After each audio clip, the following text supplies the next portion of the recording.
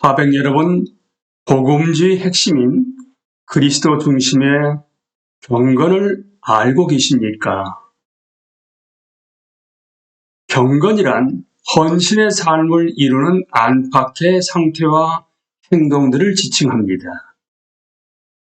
복음주의 경건의 세 가지 중요한 요소는 죄를 지적하는 것, 경건한 믿음 생활로 회심하는 것, 영혼 안에서 행하시는 하나님의 구원 사역을 간증하는 것입니다. 죄의 지적은 복음주의들 사이에서 더 이상 인기 있는 주제가 아닙니다. 그것은 대개 자취를 감추었는데 이는 아주 최근의 현상입니다. 나는 은혜를 전하기 전에 율법을 전해야 한다던 웨슬리의 유명한 말은 모두의 기준이었습니다. 지금은 그 말이 다분히 무시되고 있습니다. 아마 알긴 한다면 말이지요. 실제로 전처럼 그 말대로 하려고 생각하는 사람은 아무도 없습니다. 그러나 내 생각에 이전 시대에는 물론 지금도 복음주의 경건의 기초는 여전히 죄의 지적, 하나님에게서 소외된 상태, 정죄, 영원한 멸망의 인식 등은 물론이고 나아가 죄의 종이 된, 그러니까 죄를 그만 지을 능력이 없는 상태에서 건짐을 받는 것까지입니다. 비록 정확히 중심은 아닐지라도 이런 내용은 지금도 많이 들을 수 있습니다. 마르틴 루터, 리처드 백스터, 필립 스패너, 존 웨슬리, 찰스 피니 등 많은 사람들에게서 보듯이 복음주의 전통은 하나님 앞에서의 죄책과 죄의 습성이 종이 된 상태를 장황하게 다룹니다. 그 반응으로 때로 이 전통은 완벽주의로 흐르기도 하는데 이는 많은 형태의 복음주의를 괴롭혀온 망령 중의 하나입니다.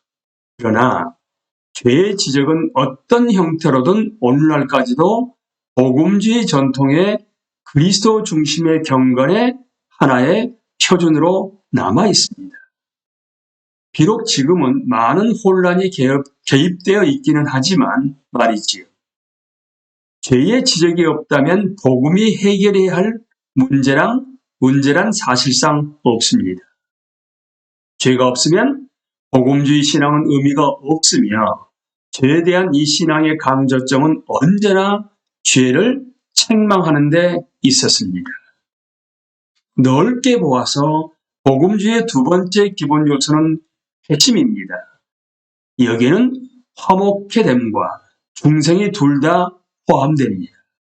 흔히 강조되는 것은 화목케 됨 내지 용서뿐입니다. 그것마저도 아직 당신의 필요를 채워주시는 그리스도로 대체되지 않았다면 말이지요. 때로는 중생의 교리가 칭의의 교리에 완전히 흡수되기도 합니다. 둘은 공공연히 동일시됩니다.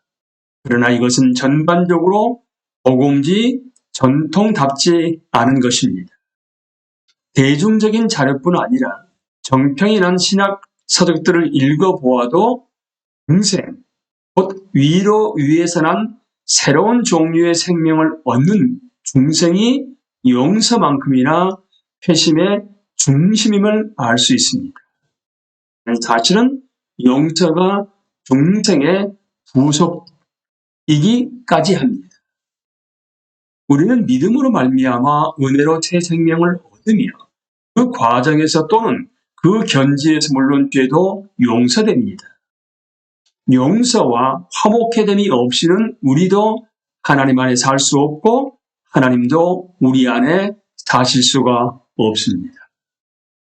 세 번째 요소인 간증은 복음주의 운동의 많은 진영에 여전히 살아있으나 대체로 전통적인 방식과는 다릅니다.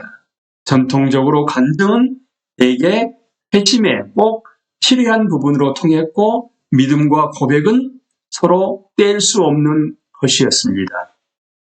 지금까지 말한 복음주의 경건의 세 가지 근본 요소와 아울러 훈련의 측면도 들어 있습니다.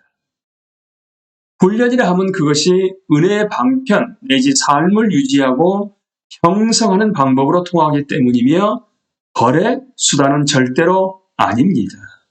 그 중에 주된 것은 공적인 하나님의 말씀 사역, 개인 성경 공부, 기도, 그리고 삶 전체를 훈련하여 거룩하게 한다는 이상입니다. 복음주의 경건을 넓은 의미로 보면 우리가 무슨 일을 하고 있든 우리의 삶 전체가 그리스도를 믿는 믿음의 일부가 되어야 했습니다. 그것이 간증의 일부였습니다. 이것은 루터의 만인 제사장직 개념을 잘 바꾸어 표현한 것입니다. 그 개념의 원뜻은 모든 신자가 제사장의 직무 내지 종교적인 직무를 할 수 있다는 것이 아니라 모든 신자가 하는 일은 무엇이든 하나님께 제사장의 행위가 된다는 것입니다. 이 믿음은 복음주의 전통의 전체는 아닐지라도 많은 진영에서 아주 확실히 전수되고 있습니다. 키워져 추수하게 된 밭에서 일하는 것도 경건의 일부입니다. 키워서 추수하게 된 밭에서 일하려면 복음을 증거해야만 합니다.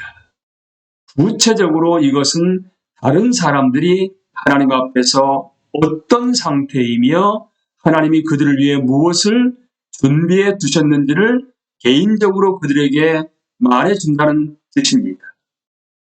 잃어버린 영혼들을 구하려는 특별한 공적인 활동들을 통해서는 물론 삶과 연결되는 모든 부분에서 복음을 전하는 것이 복음주의 경건입니다. 이런 맥락에서 우리는 죄의 생생한 개념이 여전히 중요한 이유를 볼 수 있습니다. 키워져 추수하게 된 밭에서 일하려면 끝으로 진리를 위해 일어서야만 합니다. 구원받고 나서 믿음의 싸움을 열심히 싸우는 것도 이 넓은 범주에 포함됩니다. 아울러 이런 사회에서 의와 정의와 선을 위해 일어선다는 뜻이기도 합니다. 권력 앞에서 진리를 말하는 것과 다양한 종류의 정치적인 노력도 여기에 들어갑니다. 복음주의자들에게 있어서 그리스도 중심의 경건이란 언제나 마음에서 우러나서 주께로 향한 것이라야만 합니다. 이것은 겉으로 잘 보이기 위한 것이 아니지요. 사람들을 감동시키기 위한 것도 아닙니다. 심지어 하나님을 감동시키기 위한 것도 아닙니다.